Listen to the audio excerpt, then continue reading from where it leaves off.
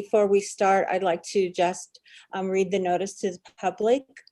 Due to the evolving situation with the COVID-19 novel coronavirus and Executive Order N3520, so long as state or local public health officials have imposed or recommended social distancing measures, Vallecitos Water District will hold this and future meetings via teleconferencing and allow members of the public to observe and address the meeting telephonically or otherwise electronically.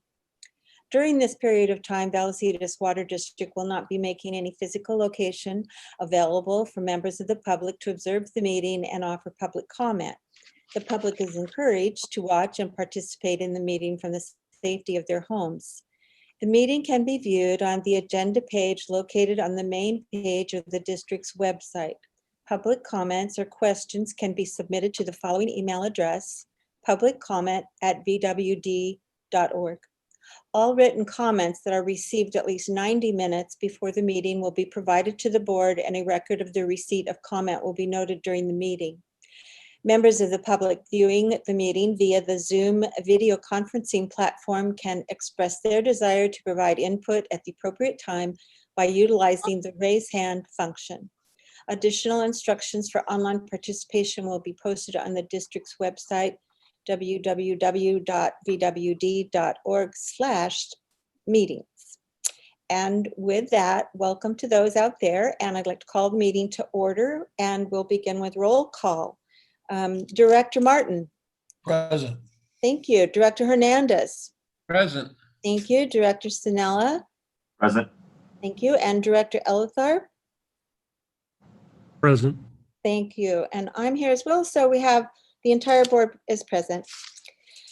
If there are no changes or additions to the agenda, I'd like to see if I can get a motion, a second, to adopt our agenda for the regular meeting of October 7th. Martin. Vanilla. Oh, whoa, you're so quick. Could you identify and tell me which one's doing what? I appreciate it. Martin. I think Martin. Yeah, Okay. Martin made the motion. Stanella seconded. Thank you. It's been moved and seconded, thank you, gentlemen, that we adopt the agenda for this meeting. I'll answer with roll call. Director Martin, Yes. Director Hernandez, Yes. Director Sinella, Yes. Director Elitharp. Are you there? Director Elitharp? Yes. Oh, are you unmuted, muted, whatever? Thank you. And I say yes as well, so agenda passes unanimously. We move now to public comment. At this time, persons wishing to address a matter not on the agenda may be heard at this time. However, no action will be taken until the matter is placed on a future agenda in accordance with board policy. Public comments are limited to 3 minutes. A request to speak form is required to be submitted to the executive secretary prior to the start of the meeting, if possible.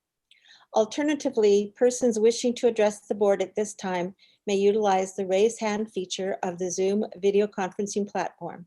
Public comment should start by stating your name, address, and topic. The board is not permitted during this time to enter into a dialogue with the speaker. And General Manager Prum, I'd like to start, if you have, with any written comments that were received. Yes, we have 2. So if you'd please the board, I'll go ahead and read them. Please do. So the first one was from Mr. Jack Paxton, and here's what Mr. Paxton said. Government transparency is mandated in state legislation with Assembly Bill 1234.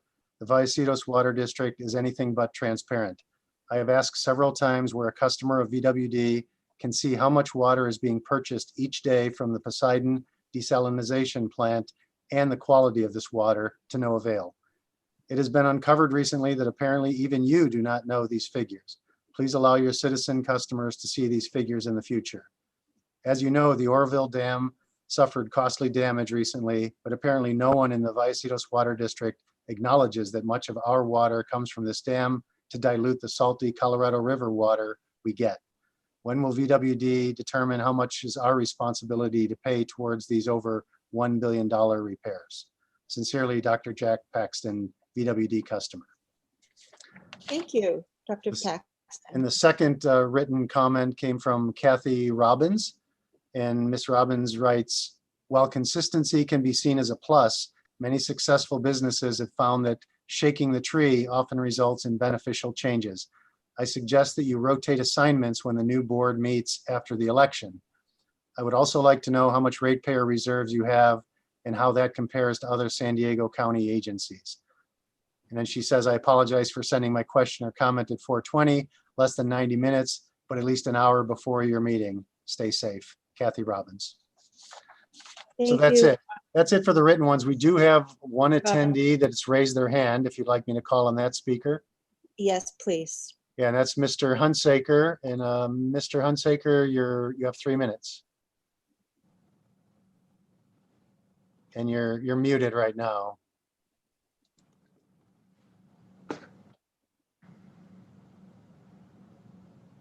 Okay, can I be heard? Yeah, we can hear you now. Okay. One of the questions on transparency is the lack of information on leased water facilities and whether or not this impacts waste treatment service fees.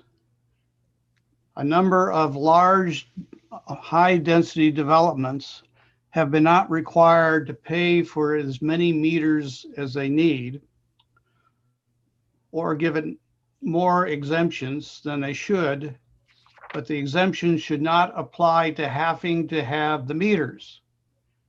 If one meter is to serve 8 customers, then it should serve 8 customers. It should not serve as many as over 40 as has been done, because the charge is per meter. If you do not install the meters, regardless of how much they pay for them, then the district is shorted by that amount of monthly fees. And this increases the pressure on single-family dwellings who pay relentlessly their full share. Thank you. Thank you, Mr. Hunsaker. And President Evans, we do have somebody else that raised their hand. All right, thank I assume it's a you. general public comment and not related to one of the items on the agenda. And that's Mr. Seth Doros. If you're okay, President Evans, I'll give him his 3 minutes. Please do. Okay, speaker, you should be free to go. I'm sorry, I must have inadvertently raised my hand there. Okay, I apologize. I have no comment. okay, thank you. We're Well, all that's all we still have. learning. All right. All right, thank you then. So if we're done with public comments, we'll be moving on to the consent calendar. I'd like to ask if there's a motion and a second for approval. Noah, move to approve the consent calendar. Thank you. And a second? Hernandez, second. Okay, it's been moved and seconded. I believe it was moved by Sinella. Was that Hernandez who did the second? Yes. Yes. Okay, thank you. So Director Martin, Yes. Director Sinella, Yes. Director Hernandez, Yes. Director Elazar. Yes. Thank you. And I say yes as well. So our consent calendar passes unanimously. We will move from that to our action items. We have 2 today. First one is item 2.1, request for annexation of certain properties designated as the Murray Residential Development. And I believe I hand that to you, General Manager Pearl? Yeah, I'll take it, but I'll hand it quickly to Rob Scholl, and he's going to walk the All board right. through this issue. These are fairly common items. When people want to have received service, they need to be annexed into the service area. This one is a little unique, and Mr. Scholl will explain the uniqueness of it. So Rob, are you there? Thank you, Mr. Pruitt there, and good afternoon, President Evans and members of the board. Yeah, let me go ahead and share my screen here.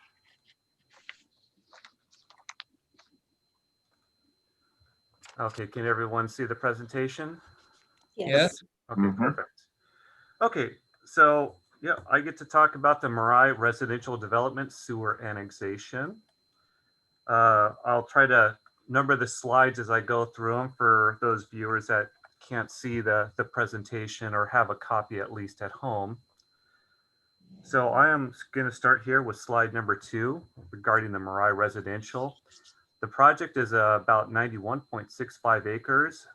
It lies at the northern ends of Las Posas Road, and I'll use my cursor here to kind of show where that's located. So it's basically almost right across the street from the Santa Fe Hills development. You do have the San Diego County Water Authority second aqueduct easement that basically bifurcates the development here, as I'm pointing out. The development itself is going to compose of 89 single-family units, approximately 2 acres of private park space, and about 40.5 acres of dedicated open space, both on its northern, and I apologize here, this figure is kind of turned on its side, so the north is to the right, and on the south, which is on the left-hand side. This project there, it's entirely within the district's water service area, although it's also right on the edge of our water service area as well. And only about 4 acres on the very southern end of this development is within the district sewer service area. Moving to slide 3. So the developable area, it's bifurcated basically by the development itself. So you have in blue, looking at the top figure, again, which is turned on its side, the blue on the figure is the proposed dedicated open space area to the north and to the south of the development.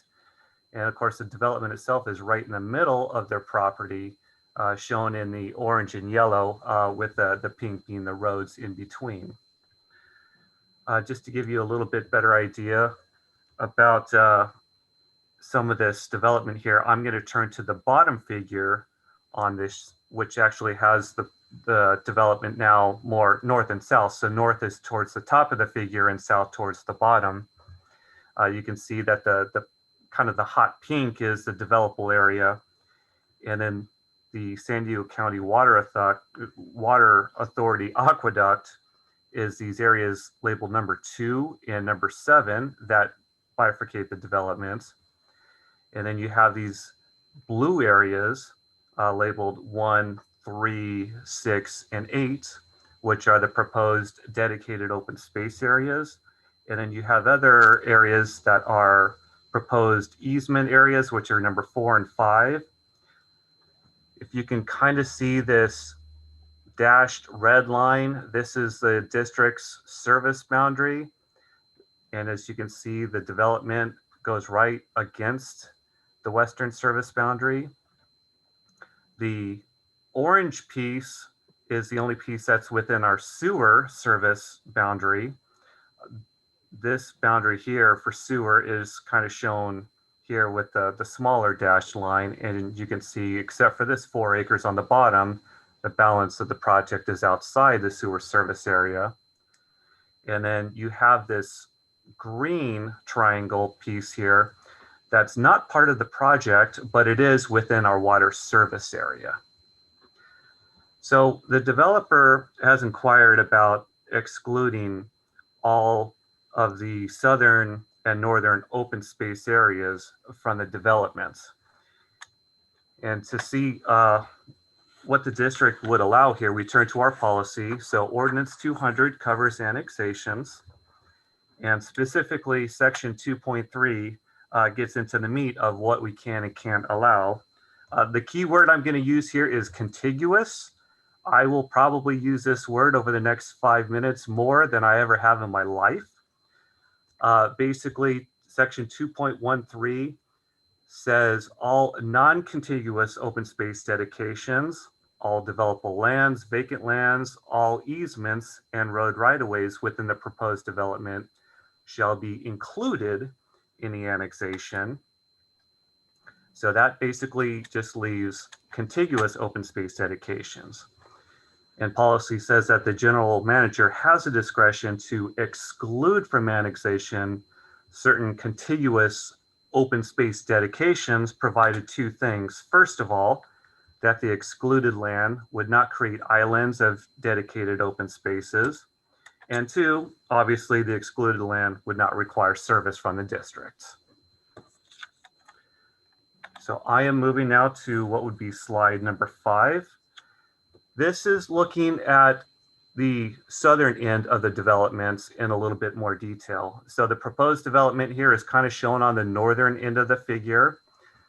The area that we're focusing on here is the black hatched area, which is the proposed dedicated open space on the southern end of the developable area for the Marai developments. So a couple things to note here. So first of all, there's not any contiguity with other open space dedications as far as the southern area. Also, while there are some undeveloped areas just in the close vicinity of this southern area, the entire area is surrounded by developed properties already. And then some of this undeveloped area can still develop, including this triangular 8.2 acre piece of property. This was shown in the green triangle a couple of slides ago. Basically, by cutting out this hatched area, if we did exclude this from annexation, it would basically maroon this 8.2 acre property that is within our district boundaries that could potentially develop in the future. So because of all these reasons here, staff has determined that this area would not qualify for exclusion from annexation per our ordinance. Moving to slide 6. This now focuses on the northern portion of the property, pardon me. So you have the proposed development on the southern part of the figure, and then the single hatched black area is the northern part of the Marai developments. That's proposed for two things. One is dedicated open space, and of course you also have this county water authority easement, aqueduct easement that goes kind of through that dedicated open space preserve. Also to note on this figure are two things here. First of all, its vicinity to the proposed San Marcos Highlands development, which is surrounded by this cross-hatched black area that is proposed dedicated open space. And if the board recalls here, the board has approved conditions for the exclusion of this portion of the dedicated open space as part of the San Marcos Highlands annexation conditions. And then the other thing to note here is this gray area, which is, as you can see, the development here is contiguous to a larger undeveloped area here north of our district. So we're seeing potential contiguity with that.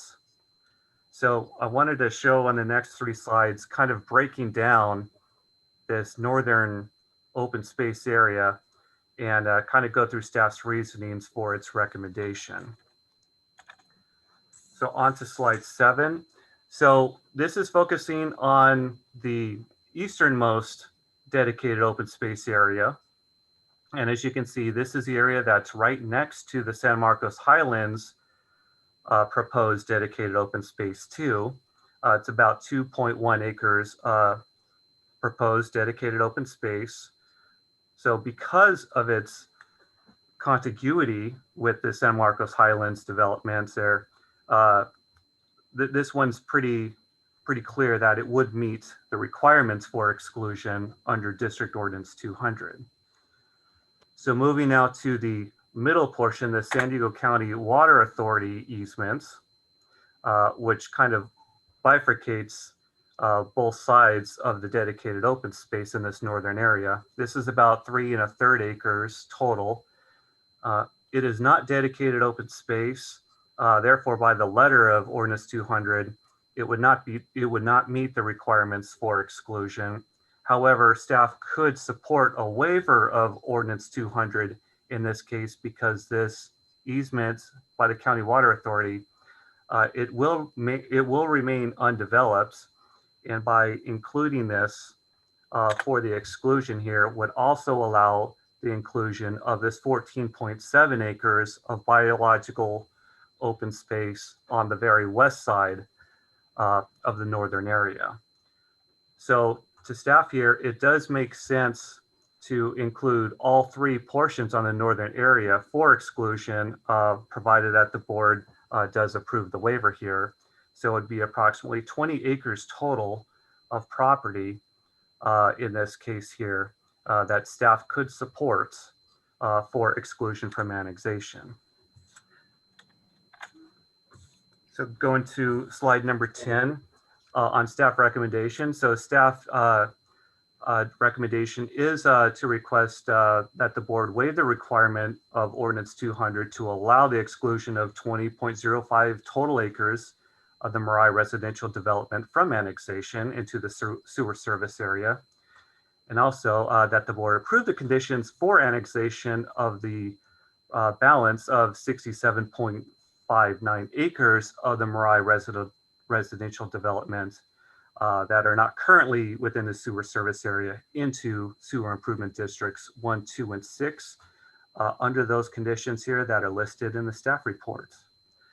And that concludes my presentation, and I would be happy to answer any questions that the board has. Board members, do any of you have a question for Mr. Scholl? Yes, Director Sinella. Hey, Rob, just a point of clarification. Is staff recommending both pieces of land, the permanent open space and the undevelopable land that's underneath the right of way for the water authority as part of your recommendation not to be annexed? So staff is supporting the exclusion from annexation of all these three northern pieces, which include the 2 biological open space areas on the northern portion, as well as the 3.3 acres of the San Diego County Water Authority easements. And those are all the northern ends. Thank you. I wasn't clear if it included all three pieces. Thank you. Gentlemen, anyone else have a comment or question? Yes. Yes, please. Yeah, Rob, what's the acreage of the southern part, the southern dedicated open space? The southern dedicated open space area is more or less there about 17 acres worth of lands in that was proposed to be biological dedicated open space. And so what was the total acreage of the property? So the total acreage of the property is about 90 acres there. I believe a little bit more than that. So you have, I will try to go through all the numbers here. So 91.65 acres is the total property. Now 4 of those 91 acres are currently within the sewer service area. So if we exclude from annexation the 20 acres of the northern area, I believe that gives us a balance of 67.59 acres. Okay, gotcha. Thanks. All right. President Evans. Yes, Director Hernandez.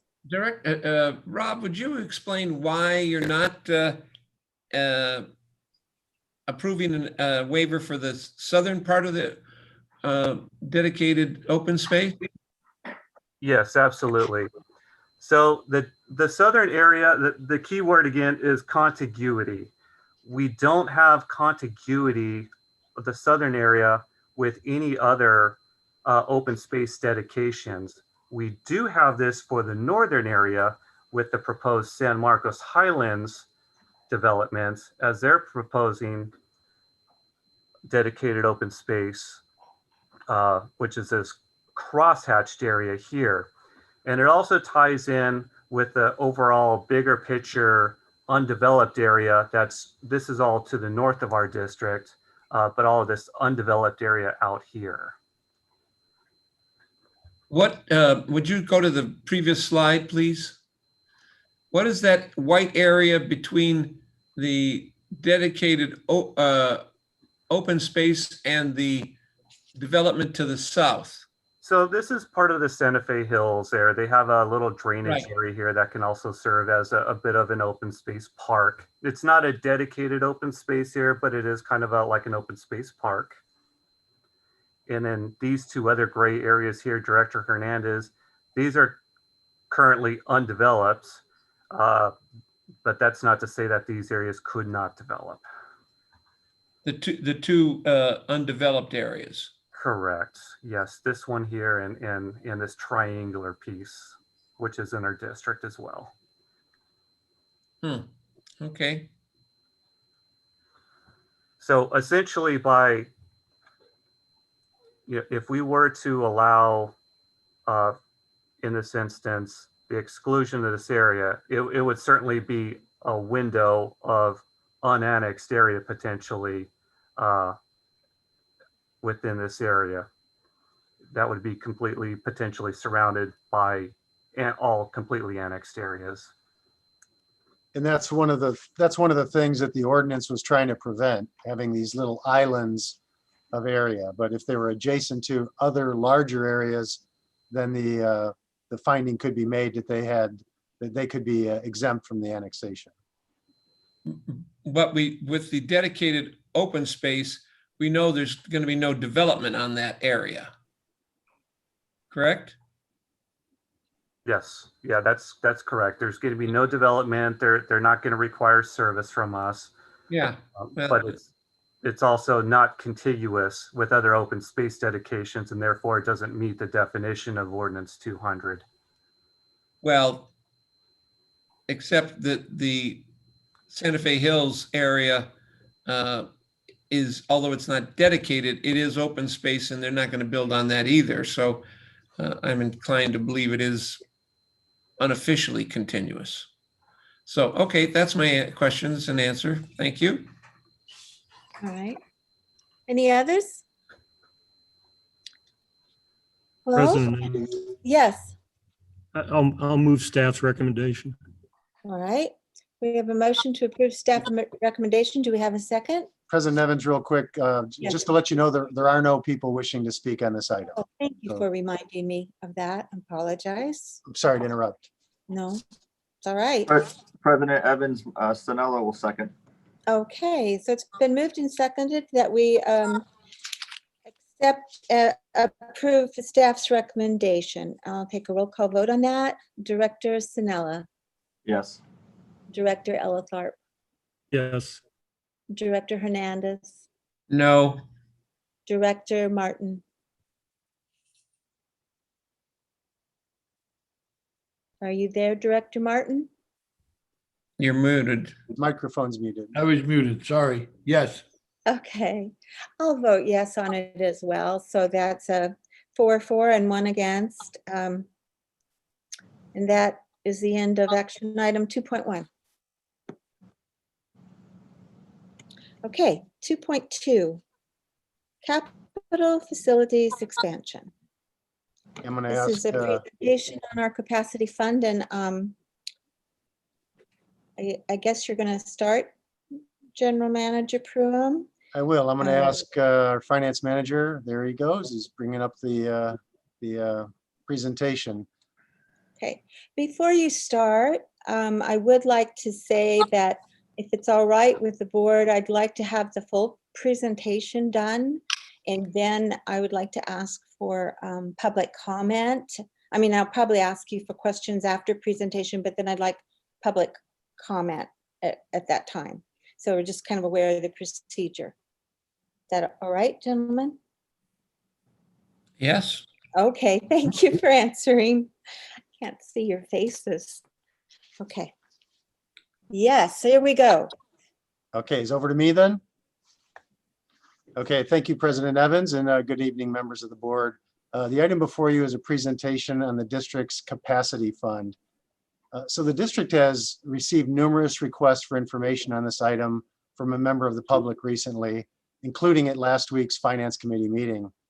Our Finance Committee members asked that staff address this issue in an upcoming meeting, and that's the purpose of tonight's presentation, to respond to a member of the public who asked for this information.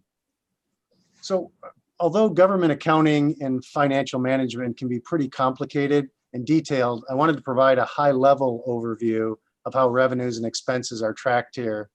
And when I'm done, our finance manager, Wes Owen, will be giving a more detailed presentation. So Wes, if you can advance the slide. Uh-oh. I would, but it's broken. Oh, man. There it goes. Okay. So the graphic on the screen demonstrates at a really rudimentary level the 4 basic funds that the district manages. And as you can see, funds are either related to water or wastewater. So they're either on the left side or the right side of this graphic, and either to capacity or replacement. So they're either above or below that line. The distinction between water and wastewater is pretty self-explanatory. If it's related to water functioning, it's on the left side, and the wastewater, it's on the right side of the graph there. Replacement refers to the management of our existing system. So whether it be operating the system, repairing the system, or replacing the existing system, that's what the replacement refers to. Capacity has to do with the management of system improvements that are required to accommodate future growth. So for example, if a new water storage reservoir is required to be built to provide water service to a new development area of the district, that would be considered a capacity cost. It wouldn't go on current ratepayers. That would be the responsibility of development that would be serviced by those. And all the funds that the district manages reside in one of those quadrants. So the comments that we've received and the focus of this presentation pertains to the capacity fund. Wes, if you can click one, or why don't you go back one? Yeah, so you notice the blue is highlighted at the top. So the comments we received are all about that. So the revenue for the costs associated with the replacement funds comes from our ratepayers. So if you're below the line, all that money is coming from ratepayers.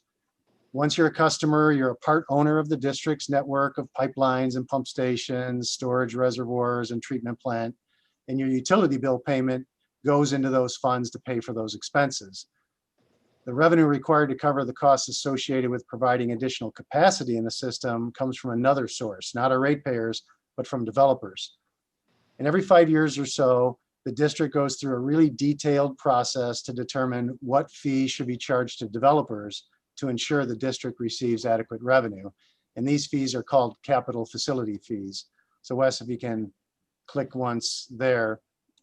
So what are capital facility fees? So they're fees that are paid by developers to cover the costs of infrastructure required for that development. And it's very common for costs to be incurred well in advance of fee collection. So I gave the example of maybe you need to build a new reservoir. Well, that reservoir needs to be constructed before the homes that will benefit from that facility are built. And developers only pay their fees once they have occupancy for their facility or for their home or business or whatever it may be. So that money to build the facility is usually well in advance of the fees that come in. So it's not atypical for there to be some kind of a debt that's incurred to pay for those facilities. So the fees that we charge for the developers, they're based on a lot of factors: population growth, the master planning, and the capacity fee model development. And Wes is going to talk about these. But what's important to notice is that all costs, including the current debt, are included. So basically, this is a simplified example of how you would calculate a cap fee. You take the total costs related to capacity and you divide it by the amount of growth. And Wes, if you can click it once and click it again. So a little bit more detailed, the capacity fee, all the total costs on the top of the line. So in the numerator, you would look at any existing debt in that fund. You would look at any existing revenue shortfall. Some people may call it a deficit. That's taken into account. And you add in the cost of all future projects to service growth. And all of those costs are in the numerator of this fee calculation. And in the denominator below the line is the number of what we call equivalent dwelling units. And this is an indicator of how much growth still remains in the system that will benefit from these projects. So you can see that we try to capture all the costs associated with growth, even if those costs have occurred or been incurred prior to today. So when we did the fee model, we looked at all existing debt, including a short revenue shortfall and future project costs. And we look out over a certain time horizon. And then our goal is at the end of that time horizon to make sure that the fund is balanced, that there's no remaining debt at the end of that. And staff is very confident that the capacity fees that have been established by this method will be sufficient to pay for all costs associated with growth, including addressing the revenue shortfall. And this means that ratepayers are not subsidizing development and that growth pays for growth. So that's a broad overview.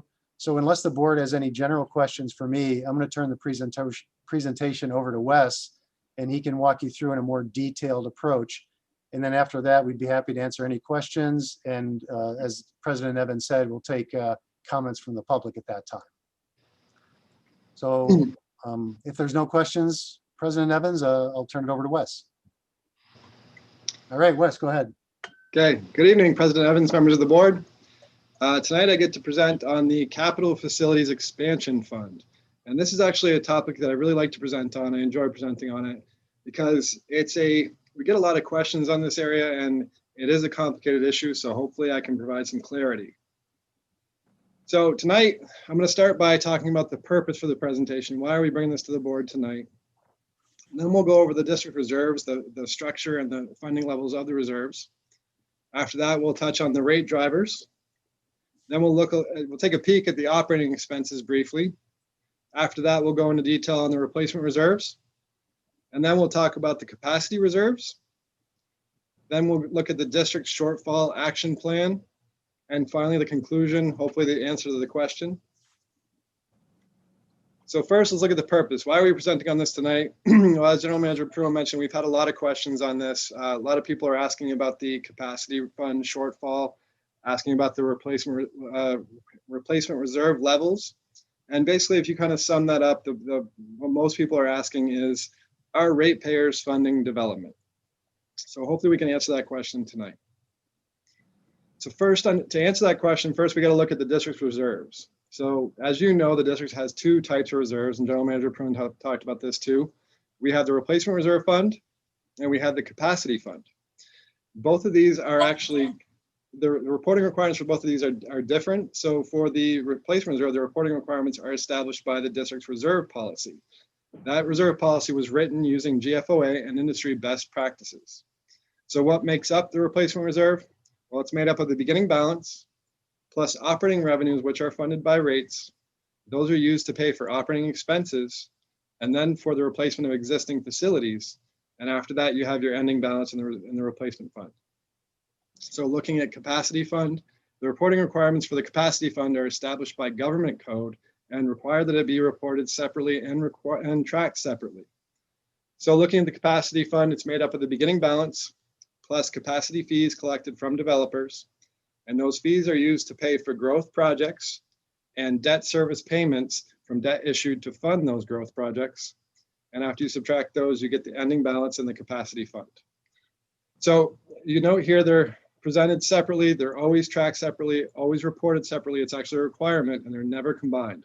So I'm going to address one at a time. I'll talk about replacement first, and it's important to keep in mind that while I talk about replacement, it's exclusive of anything capacity related. So let's look at replacement reserves. So as I mentioned, the first component of replacement reserves are operating revenues, which are established by, or which are collected through rates and established by the revenue requirement in the budget. So let's look at what the major rate drivers for those operating revenues. So the major rate drivers, the number one, the biggest rate driver by far are operating expenses. That's the minimum requirement for the district to provide reliable and sustainable water services for our customers. It's our number one concern and it has to be considered first. After that, the reserve policy states that we will maintain 180 days of operating expenses in reserves. So we have that to fund. And next, we look at the replacement of existing infrastructure. The district has a lot of infrastructure, and as it ages, we have to have a plan to replace it. So that needs to be funded by rates for people who benefit from that infrastructure. The minimum requirement for replacement of existing infrastructure per the reserve policy is 3 years of projected system replacement. So we fund those, and those are the major rate drivers. So next, we're going to look at, I'd mentioned that the major rate driver by far were operating expenses. And I did want to mention that a huge component, the largest component of operating expenses is water purchases. So let's just take a quick peek of water purchases, even though it's kind of off topic. So this is the 2021 approved water operating expense budget of $42.7 million. And as you can see here, $30 million or 70% of the water operating expense budget is for water purchases. We purchase most of our water from the water authority. So anytime they raise their rates, it has a major impact on our expenses and the need for us to raise rates to our customers. So what makes up rates? How do we establish rates? Well, the district retained the services of Raftelis Financial Consultants in 2019, and they performed a cost of service study. And then we presented those rates at a public rate hearing on February 27, 2020. And those rates were established based on the revenue requirement from the budget. And in that rate hearing, the senior manager from Raftelis said, and I quote, that those revenue requirements were only recovered operations and maintenance expenses and capital reserve requirements. So, stated differently, they exclude growth-related costs. So next, let's look at the replacement reserves, the structure and funding of the replacement reserves. As I mentioned, replacement reserves the reporting requirements are based on the reserve policy. The reserve policy states that we will maintain 3 years of projected system replacement costs as the floor. This bar here shows the floor of our replacement reserves from 2016 projected through 2025. So I want to mention that the district has more than $390 million in depreciable assets. So 3 years of $390 million depreciable assets, as you can see in 2020, is $40 million. As we add more assets and more assets need to be replaced, they age and they actually cost more during, from year to year. That's actually projected to be $50 million by 2025. So the minimum we'll have to have in reserves by 2025 is $50 million. Now, the next thing we want to look at is the ceiling. The ceiling for the replacement reserves is established at 10 years of projected system replacement costs for water and 8 years of projected system replacement costs for sewer. And you can see here that in 2020, the maximum amount of replacement reserves was set at $102 million. So in 2025, that amount is projected to increase to $129 million, and that'll be the maximum amount we can have in 2025. So that's the floor and the ceiling. What do our actual balances look like? Well, the orange line here represents the actual balances of the district's replacement reserves from 2016 projected through 2025. And you can see in 2020, we were projected at 96 million. The actual came in around 98 million, but both are still below the ceiling of $102 million and within policy limits. And that's important. And if you look going forward, mainly as a result of projected system replacement costs, that amount goes down to 74 million in 2025. So it's within policy limits, but much closer to the floor than it is the ceiling. So what this graph shows, and our financial advisors agree, and more importantly, Fitch agrees, that through prudent financial planning, the district has sufficient reserve levels for the future. So back to the reserve funds, I want to take a look at the capacity fund. So let's talk about the capacity fund. I mentioned this is governed by, the reporting requirements are based on government code. So what's it made up of? Well, it's funded by developers for growth. And how are the fees, the capacity fees established? Well, they're established through the capacity fee study that the district completed on July 9th, 2019, and was approved by the board on August 7th, 2019.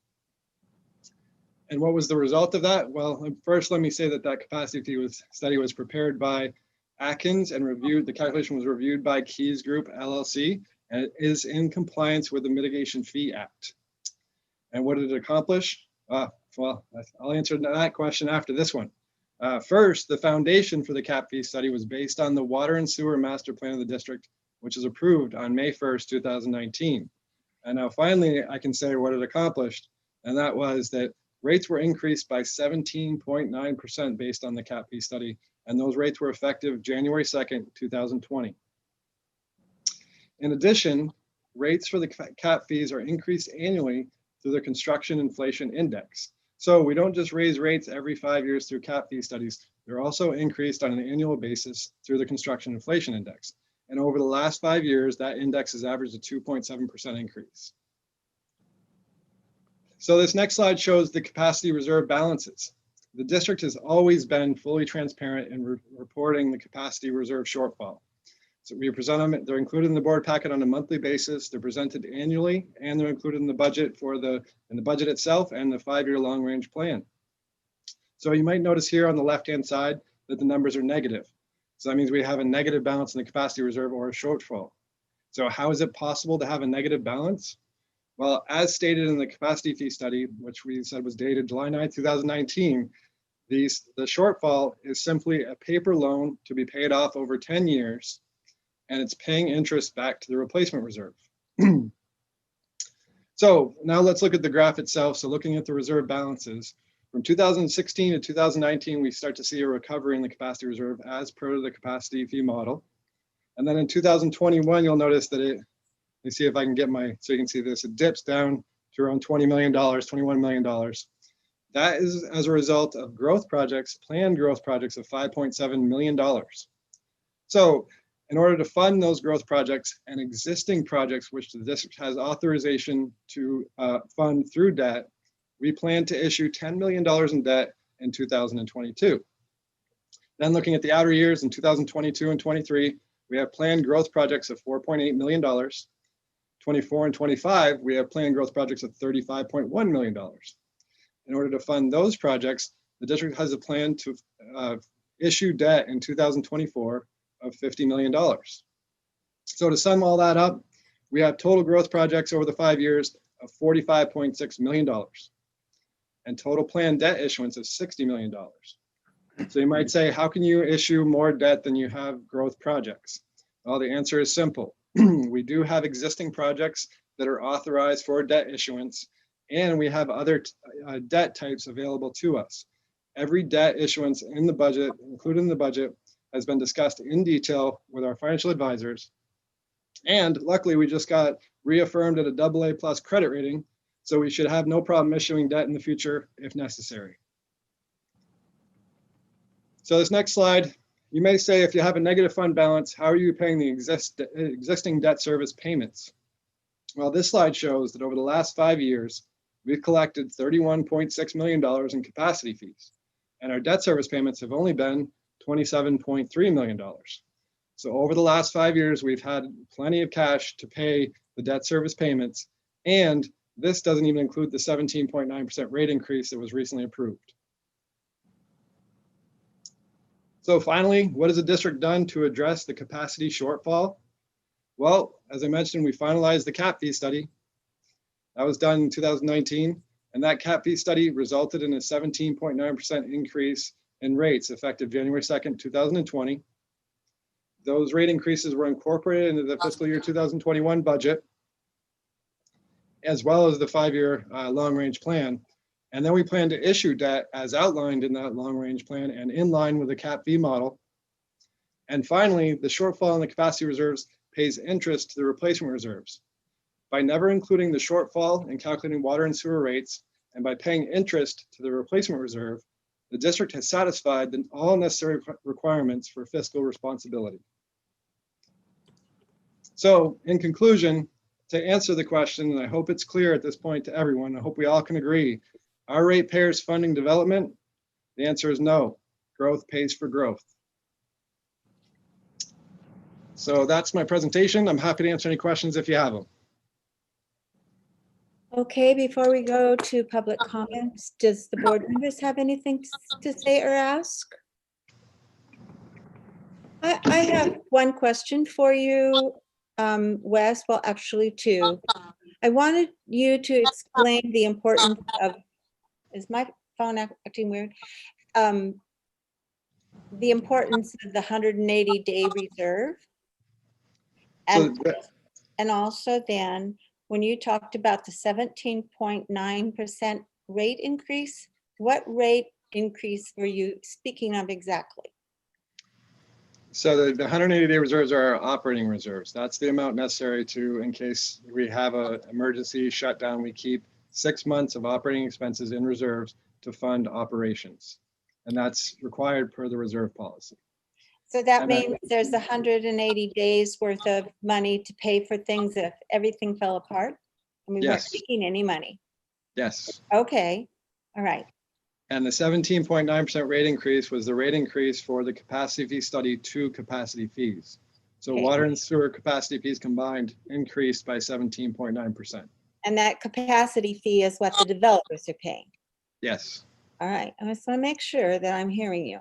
Okay, gentlemen, did you have any other questions? President Evans. Yes, Director Ellicott. Yeah, to the point on the quote rate increase, I'd suggest that you instead call that capacity fee increase, sewer rates. That may be some confusion for the ratepayer. Yeah, good idea. It is confusing. Anyone else? Pre- Yes, President Director Spinella. Hey, Wes, thanks for the presentation. Very good information, and I know it probably took you a long time to put it together. Can you just clarify, when we issue debt, that debt will ultimately be paid off by future capacity fees paid by developers, correct? Yes. So I know we're talking about water infrastructure now, but if you kind of relate it to something that's more common like schools and school infrastructure, I remember in San Marcos, Proposition K recently was a school bond, and I think the school district is considering another school bond, another Prop K like bond in the coming year or two.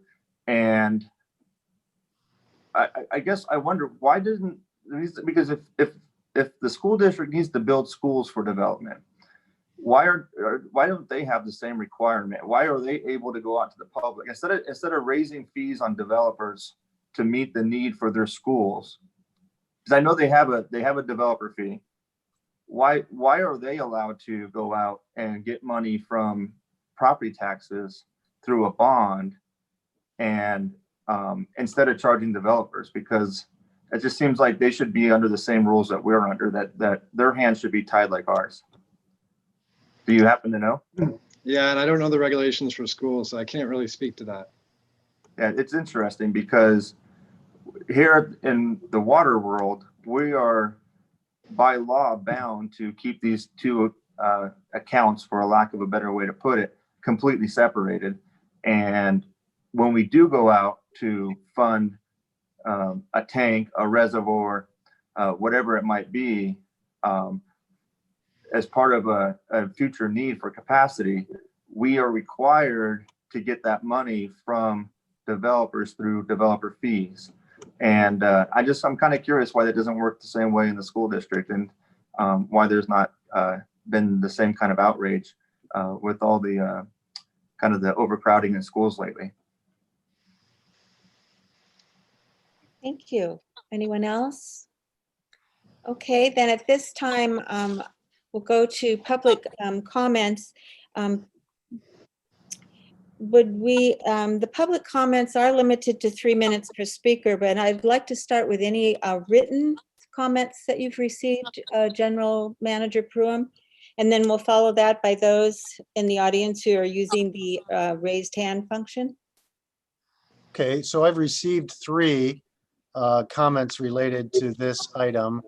One asking that I read for them, Okay, one clarifying that they will be presenting it themselves, and the other that didn't specify. So I'm looking to see if that person in the last category is in attendance, and it's Mr. Tim Shell. If I don't see his name listed in the attendees, when I'm done reading the first one, maybe I'll just go ahead and read it for him so it's entered into the record. that'd be great. Fairly lengthy, but I'll start out with the first category. So this is from Mr. Tom Scaglione, and Tom asks that I read this into the record for him. So here's what it says. Thank you for the opportunity to provide comment. Reserves result from an accumulation of charges for water in excess of costs of operation and asset replacement.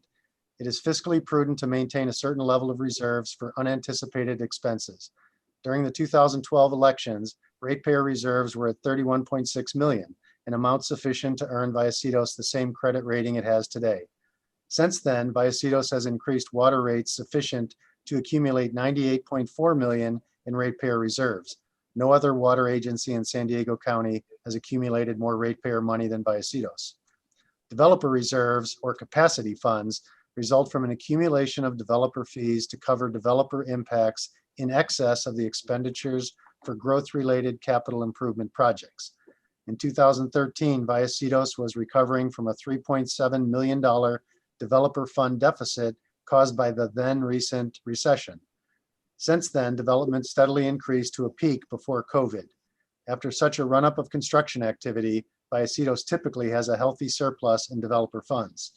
But instead, Vallecitos currently has a $15 million developer fund deficit as a result of a series of accommodations made by this board, including allowing a particular developer to develop free of up to $3.2 million in impact fees, deferring time for developers to pay fees, suspending and refunding a development impact fee, and delaying a much-needed adjustment to developer fees for 5 years. Most of these accommodations came after the general manager warned at a November 2013 board meeting that making such accommodations, quote, is essentially asking ratepayers to subsidize development even further, end quote. With the new developer fees, the budget projects the deficit will be reduced to $7 million in 5 years, but that is only if Vallecitos borrows $50 million. But there is only $35 million budgeted in debt eligible expenditures. Obviously, the new developer fees are not sufficient to pay back ratepayers for what they have paid for development. Vallecitos is the only water agency in San Diego County and maybe all of California with a developer fund deficit. Vallecitos is the only water agency that subsidizes urban development with ratepayer money. I look forward to your presentation and how this trend in development subsidies made by ratepayer translates to, quote, prudent financial planning. Thank you. And that's the end of Mr. Scaglione's comment. Thank you. So will you read what next one, Mr. Shell, if you're Yes. in the audience? Yes, for Mr. Shell, I do not see him. Mr. Shell, if you're in the audience and you can use the raise hand function, if you want to speak on behalf of yourself, otherwise I'll just go ahead and read it for you. Okay, I don't see a raised hand, so I'll read it. It's rather lengthy. So to VWD board members and staff, my name is Tim Shell. I live at 1721 El Rosal Place, Escondido, in Division 1 of the VWD's service area. Thank you for allowing ratepayers and the public to provide comments despite the current COVID restrictions for public meetings. I read in the October 7th, 2020 board meeting agenda, there will be discussion on the Capital Facilities Expansion or Capacity Fund. I've attended meetings in the past and have spoken on this topic, and I'm quite concerned that this issue is still not resolved to the satisfaction of the ratepayers. As a former board member, I'm aware that it is fiscally prudent to maintain a certain level of reserves for unanticipated expenses. However, it appears to me that VWD has raised water rates so high above the cost of providing the service that over the past 6 years or so, the district has accumulated over $98 million in ratepayer reserves. It is not fiscally prudent to have reserves that high. State law requires that rates and fees collected for a service can only be used for that service and nothing else. Water rates should be immediately lowered until the reserves are lowered to a more reasonable level. I request that the district staff provide to the board a summary of similar ratepayer reserve accounts for other similarly sized water districts in San Diego County to provide a better perspective on how unreasonable high the current VWD ratepayer reserves are. With the board's policy to keep water rates high and accumulate large reserves in the ratepayer account, it is disturbing that the board would not set rates and charges for developer fees for the capacity fund at a sufficient level to cover the cost of the growth-related impacts to the district caused by development. With all of the development that has taken place since 2013 and all of the impacts caused by the development to the district's ability to provide service, the fees should have been set to form a surplus in the developer capacity fund. Instead, the board has allowed developments to proceed without paying fees commensurate to the cost of the impacts, resulting in a significant deficit in the capacity fund. It appears from your financial documents that the development capacity fund is running a deficit of $15 million. According to state laws, rates and fees are supposed to be set to cover the cost of providing a service. Water rates are currently higher than the cost of providing water service to ratepayers if there is a substantial ratepayer surplus. Development fees are too low if the deficit in the development capacity fund. The ratepayer should not be subsidizing the cost of development impacts. I urge the board to reconsider the current rates and charges to be fiscally responsible and to serve the interests of the ratepayers who elected them. The ratepayer should not be subsidizing development. This is the last paragraph. Vallecitos Water District has postponed the increase to development fees for too long. That is evident when you look at the financial statements at other water districts in California, and you are hard pressed to find another one with a deficit in the development capacity fund. VWD is the only water agency in San Diego County, and maybe all of California, with a developer fund deficit. Vallecitos Water District should not be subsidizing development with ratepayer money. That is wrong and illegal. Please immediately take the steps necessary to correct the situation. Respectfully, Tim Schell. And that's the end of Mr. Schell's comments. All right, thank you for that. And now those who will be speaking would be through the raised hand function. Is that correct? Well, yes, and there was one written comment where the requester said that they wanted to provide their comments themselves. So I would put her at the head of the line if that, Please do. that satisfies the board. And that comes from Miss Gail Martin, and I'm gonna enable Miss Martin's microphone. So Miss Okay. Martin, you're free to have your 3 minutes. Good evening. Can you hear me? Yes, ma'am. we can. Yes. Good evening, all. Wanted to ask you, I've got about 5 questions. I wanted to know about the $21 million deficit in the development fees.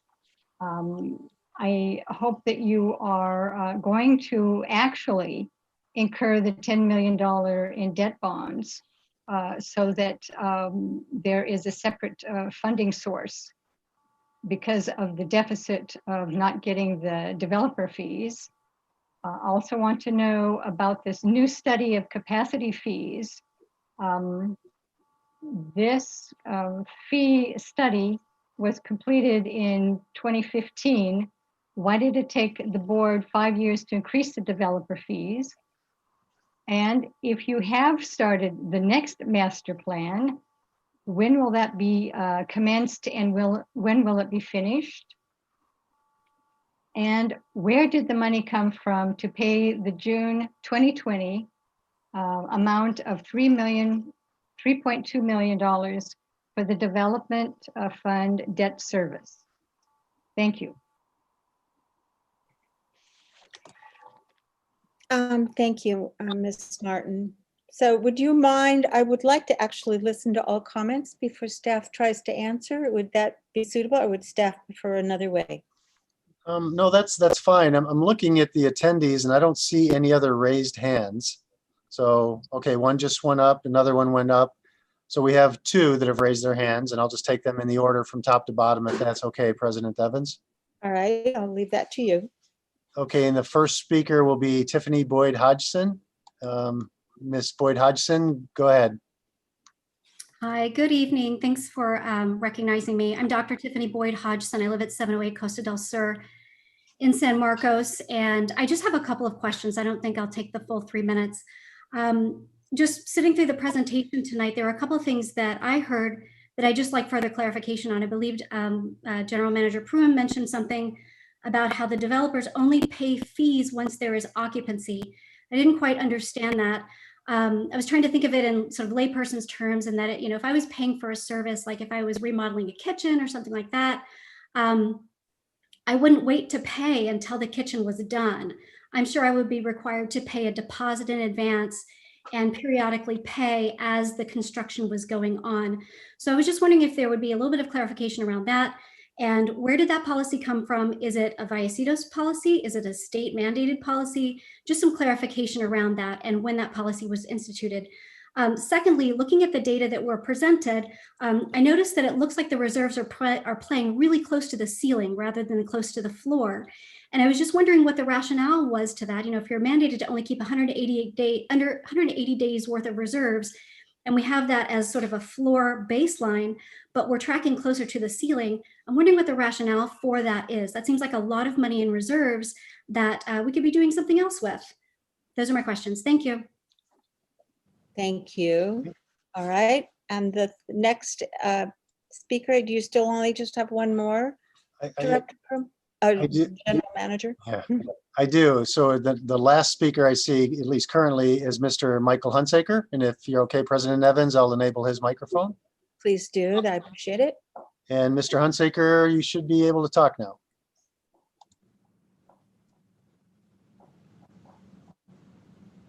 Mr. Hunsaker? I'm pushing, okay. Okay, there you go. We can hear you. Okay. I am again concerned about high-density developments and large developers. One of the problems with delayed fees is we are, in fact, subsidizing new development.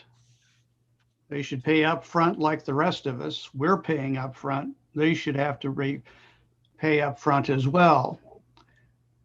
One of the issues is that not only do the ratepayers subsidize these people, but also the tenants of these apartments, they have to pay the service fees. And what the delay does is help developers and investors transfer the costs to apartment dwellers. I don't think that's right. And I think we need far more transparency on each big high-density development as to when they are okayed for occupancy and the payment. There should be a schedule. There should be a just precise calculation that's available as part of the approval cycle. I've looked at a number of the capacity fee calculations, which are not immediately public, which I have to request, and they don't tally for high density development. And I think that this needs to be corrected. Thank you. All right, thank you. Do you have any other speakers at this time? President Evans, I see no other attendees wishing to speak at this time. Okay, well, first, thank you for your participation. Does staff, would they care to address any of the issues, or board members, do you have any questions or comments you would like to add? I can, I- I'm Yes. sorry. I'll wait for staff. Thank you, Director Sinella. Okay, President Evans, I'll take a shot at it, and I'm gonna use use Wes as my phone a friend if I stumble here at all, but I'll start with Miss Martin's comments. She started out by saying something about a $21 million deficit. I don't know where that number came from. The developer deficit is less than that. There is a deficit, but I'm not sure which, she's talking about the projected in 21. Okay. Her second comment I took to be more of a statement rather than a question. I think she was encouraging us to go ahead and commit to issuing that $10 million in debt. We do have it planned for next fiscal year.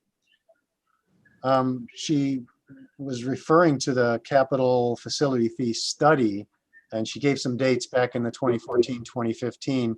As you remember from Mr. Owen's presentation, the fee study was completed in July of 2019 and approved in August of 2019, and the rates went into effect January of 2020.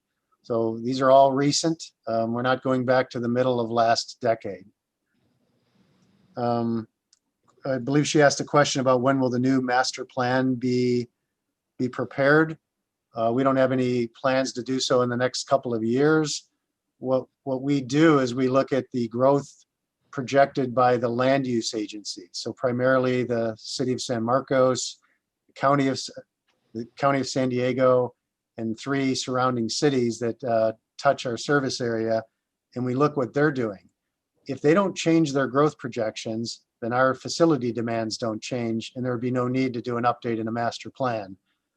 It's likely that the city of San Marcos is going to do a change in their general plan. They had already started that, but COVID hit and it was delayed. But we look to agencies like that, the land use planning agencies, because they determine where and what can be built. We simply provide services to those developments that are approved by the local land use agencies. So it'll probably be about another 5 years before we do another master plan, or actually bring the results back to the board to be approved. But if nothing changes in the land use, we may delay it beyond that. Alternatively, if the city of San Marcos, which is the single biggest land use agency that we serve, if they do a significant change in land use in the next year or two, we may do a master plan more quickly than 5 years. So we'll be looking to the land use planning agencies to see what they do with land use. I believe the last question I wrote down, Ms. Martin asked about the $3.2 million in debt service payments. And this, thank you, Wes, for bringing this up. Well, this is where it comes from. So every year, even though there's a deficit in the capacity fund, we get revenue every year from developers. And as you can see, in last year, 2020, we brought in almost $7 million. Wes, if you can point out the $7 million that we brought in. Yeah, the year before that, we brought in almost $9 million. So this is money coming in from developers that pay for things like debt service, like projects that need to get built, like the interest that we're paying to the replacement reserves. So every year we have access to developer funds. We can't guarantee what it'll be. As you can see in the shape of this orange chart, it's all dependent on the development. But when we do planning studies, we make projections on what we think the shape of this planning curve will look like. And we put the revenue that would be associated with that development pattern into our planning projections. So, I mean, although we have a deficit, we do bring in developer funds in excess of the debt service payment, and we do have a plan in place to close the gap on the debt service and the deficit that we have. And I think Wes mentioned when he presented originally, this curve doesn't even reflect the full impacts of the almost 18% water and sewer combined development fee impact that was recently increased. So I think the future will continue to get better. That's all I remember from Ms. Martin. And Wes, did I miss anything that you captured? No, that's all I have written down as well. Yeah, you got it. You covered it all. Okay. The second speaker, Ms. Boyd Hodgson, she asked about, I wrote down the timing and why the timing of the fee payment, why at occupancy. And I think Mr. Hunsaker touched on that as well. It's a board policy, I believe. It was instituted before I started here, but I believe it's a board policy. It's not a state law or anything. So the Vallecitos says that the fees, developer fees, shall be paid at occupancy. And the rationale is that our system doesn't feel the impacts of their growth until occupancy. So that's the appropriate time for them to pay the fees. The analogy may be for ratepayers, they don't pay their water bill until they've used the water, right? We don't bill them up front a year in advance for water that they're going to use. We charge them when they need it. We charge the developers when their impact is felt on the services that we provide. And I believe the other comment I wrote down from Ms. Boyd Hodgson had to do with why are reserves at the ceiling? And I would say that that's an accurate statement. If you look at the left side of this curve that Wes brought up, for the 5 years, including the 2020, we were hovering right at the ceiling. And that was intentional because we knew that we had a large capital program coming in replacement. And you can see that that's happening starting in 2021. We're going to start to expend a lot of money. We're going to draw those reserves down from $96 million, which really 98, I think Wes said, in 2020, all the way down to 74 million. If we didn't have those reserves at a high level to start, then our reserve levels would be dropping below the floor, which would force us to go out and issue debt, which may be very expensive debt. So we're treating this for these replacement projects. It's kind of what they call a pay-go fund, a pay-as-you-go. We have adequate reserves on hand that we can pay cash for these projects and not have to go out and incur expensive debt. Wes, is there something you'd like to add to that? The other thing she mentioned is why, if the floor is only at 180 days, why aren't we closer to that? The floor is not actually 180 days. It's actually 3 years of projected system replacements. So 180 days of operating reserves is about $6 to $7 million, but you can see here the floor is $40 million. So Wes, it's both things, right? It's Yes. 180 days and 3 years, not either or. It's both. Right, we're required to maintain both of those. We have to keep 180 days of operating expenses and reserves plus 3 years of projected system replacement costs.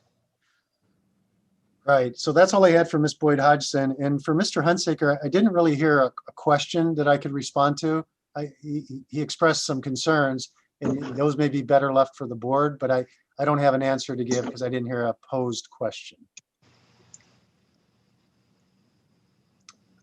President Evans, your microphone is muted. Thank you. Directors, do you have any comments, questions, or concerns you'd like to speak on? And Director Snell, I believe you did.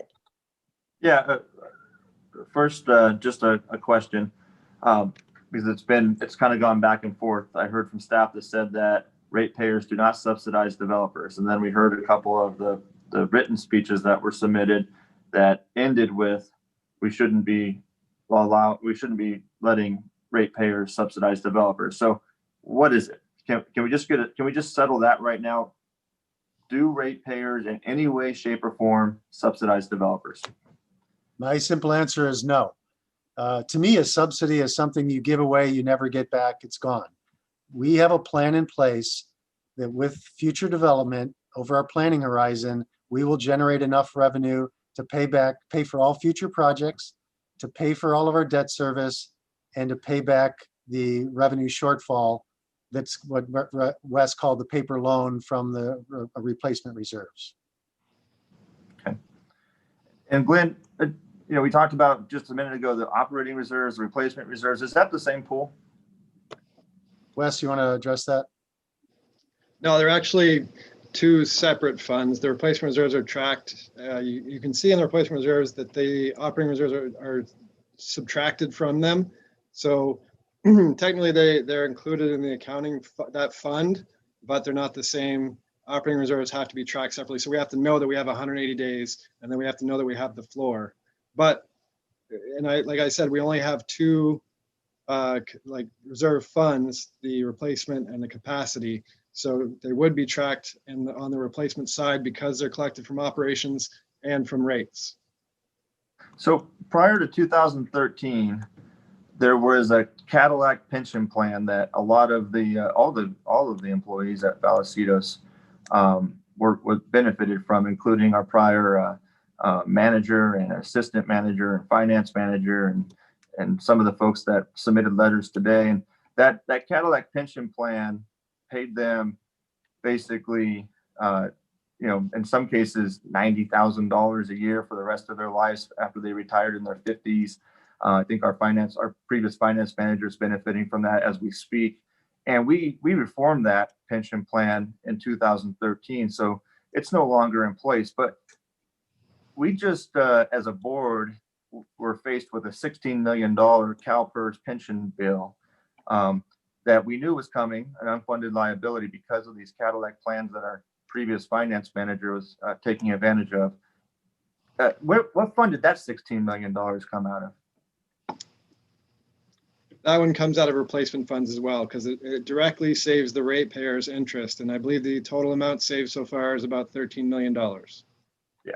So just to answer some of the concerns out there as to why we had to bring our reserves up so high is because there was a lot of practices in the past led by previous boards and previous management of Vallecitos, all of whom are no longer a part of Vallecitos, but like I said, many of them are benefiting from those Cadillac pension and medical plans for the rest of their lives. And they started doing so in their 50s. And the ratepayers will be paying for those plans forever. And we got hit by CalPERS for $16 million because of those former practices. And you have to have money in place to be able to absorb those and unfortunately pay for the bad practices of the previous management and board. So I just think it's important to get the full story out there.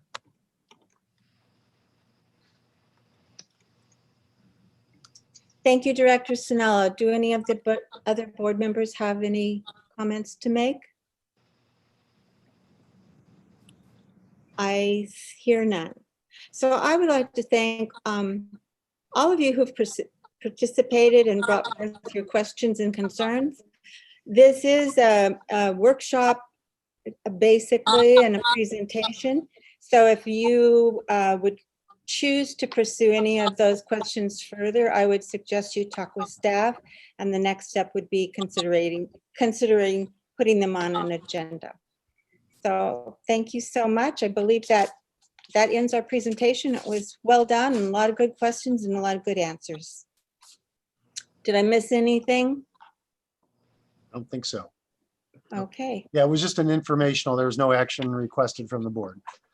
all right. I'm gonna make sure. Okay, that's the end of our action items, and we'll be moving forward on to our reports. And you're first up, General Manager Pruitt. Yeah, so just one item, just wanted to let the board know, let the board and the public know that there will be some work being done by Vallecitos wastewater collections crews tonight in San Marcos Boulevard between our lift station 1, which is kind of by High Tech High, extending westerly to the Laurels development, which is getting close to the San Marcos city limit on the westerly side. We're going to be cleaning the sewer along that area. We coordinated with the city of San Marcos that controls the traffic in that area, and they wanted us to do that work at night. So we'll be out in San Marcos Boulevard doing that work tonight. So if you or the public see crews out there, it's not a main break or anything like that. It's just simply some maintenance activities. So that's all I have. All right, thank you. Hey, Glenn, can you how close to the Laurels is that going to be?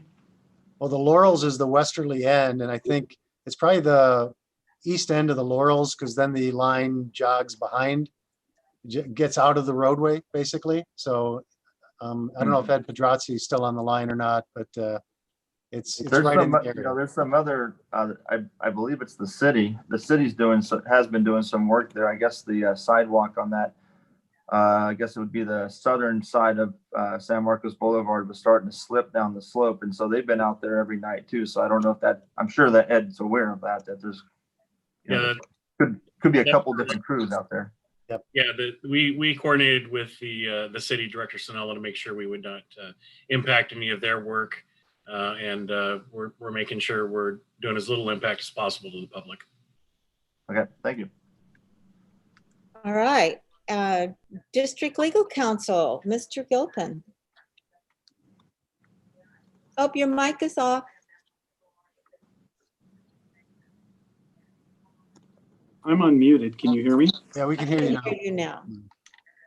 Okay, I reported a couple, maybe it was last month, about an Assembly Bill 922, which deals with the Brown Act restrictions on using social media.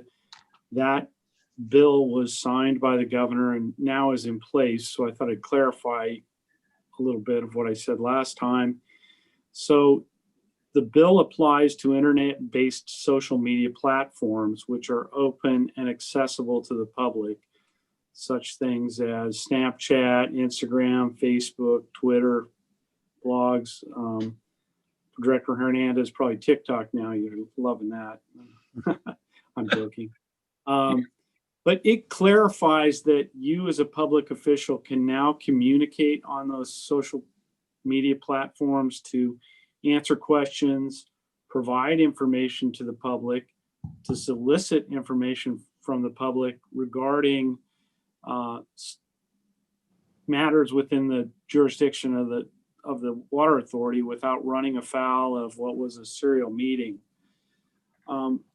What the bill does prohibit in stronger language is responses by other directors. So if one director provides information on a social media platform, another director cannot go and comment, retweet, like, dislike, or respond to that comment without running afoul of the prohibition under the Serial Meeting Act. So they regard a response to public commenting by a director as being a discussion among directors, even if it's less than a majority. You may recall, for a serial meeting to occur, it has to be a conversation amongst a majority. But in the context of social media, it doesn't have to be a majority. One of you can comment on another director's post, and that would be regarded as a serial meeting. So the bill opens up platforms for you to share information, answer questions, but it also includes some expanded prohibitions on reacting to other people's comments, elected officials on our board. It's obviously new. It does open up some potential questions down the line regarding if you're on those social media platforms, whether those become public records under the California Public Records Act, subject to potential disclosure. Obviously, if they aren't public, they've already been disclosed. But if we got a request, we might have to go collect them and produce them. So it's a minor amendment, I guess, that could have real potential implications in this social media world. That's all I have, Director Evans. President Evans? President Evans, you're muted. I'm unmuted. Yes, Director Sanella. Yeah, thanks for the update. Always nice to know the latest coming from Sacramento. And I think in this particular case, I think I'm the only one of us that does social media. So, but I know that, you know, future boards might have more folks that are interested in engaging with the community that way. So it's good to know that information. I was going to say the same. Jim, I'm really glad you brought that up and gave us a little heads up about it. You know, I don't do a lot of that, but I'm very cautious. So I think it's good to know this. And I'm sure as time will show, if we have problems and you'll bring up those issues to us, as maybe other people make mistakes and we see how it works or doesn't work in that sense. I appreciate that. Our next report is the San Diego County Water Authority. Our meeting was at the end of September. I think probably the two most important things to report is we did have an exchange, an outgoing president, Jim Madaffer, finished his term with the board, and we elected Gary Croucher from OTI as our new president or chair. Christy Gurin from Aleafenhain is our secretary, our vice president, and Jerry Buckwick from City of San Diego is our secretary. So there seems to be a little shift in the change. Gary, Mr. Croucher is a retiring firefighter, and he's very much into teamwork and the importance of collaboration to make things happen. So I think he brings a good perspective to the board. As we all know, that's been some contentious times. So looking forward to seeing how that goes. Also, they passed the, what do I want to say, not passed, they adopted a permanent special agricultural water rate program, which will extend what we've had under temporary, which is ending in December, and it will be opened up for new people to join at this time, which wasn't there available. So that was really exciting, and we did have quite a few closed sessions, which weren't terribly exciting, but we're making progress. So that's my report. On Encina Wastewater Authority, do either of the committee members have a report? The Capital Committee will meet on the 21st. So I'll have a report at our next board meeting. And Director Martin, Policy and Finance? Oh, I guess he's gone. Okay. Next week. We meet next week. Oh, you meet next week. All right. Next is standing committees, and I will say that our policy publication Policy, public, Public That's the awareness, yeah. Public Oh, awareness. public Yeah, outreach. it's the first time we've met in the 5 years that I've been on the board. It's the first time I think we have met, and we just had the meeting. I wanted to say it was a pleasure working with you, Mike, and I'll let you give a report of our first meeting. Yeah, we covered the permanent, the new water authority's permanent agricultural rate that Betty had just mentioned.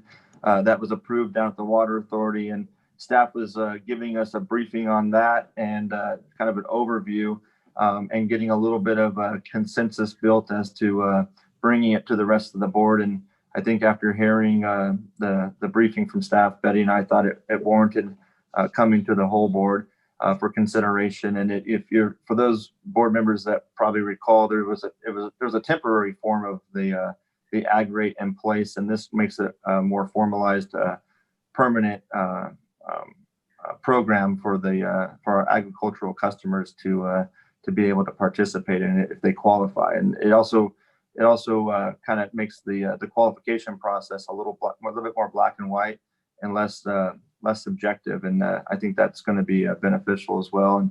And it puts a little bit of a third party evaluation into it, which is good. We also talked about our certified non-participating ag rate, which is kind of goes hand in hand with the new perm rate. And staff had mentioned that there's, regardless what we do with the certified non-participating ag rate program going forward, one way or the other, we need to probably clean up our ordinance on that and our clean up that program a little bit. So staff will be brainstorming and putting together a few recommendations to bring to the whole board. And then lastly, our public relations manager, as you know, as we get close to the fall time, we typically do a public water academy where we invite members of the public to come to the district, and we give them some presentations in person, provide them with some coffee and snacks, and then we take them on a bus tour to all of our facilities throughout the district. And of course, this year, being as crazy as it is with the pandemic, we're not going to be able to do that in person. So public relations was looking for some guidance from Betty and I as to, should we do an online version of that via Zoom, like this sort of forum? Should we postpone it until maybe the spring or summer of next year and see where we are and reevaluate how things are going with the pandemic?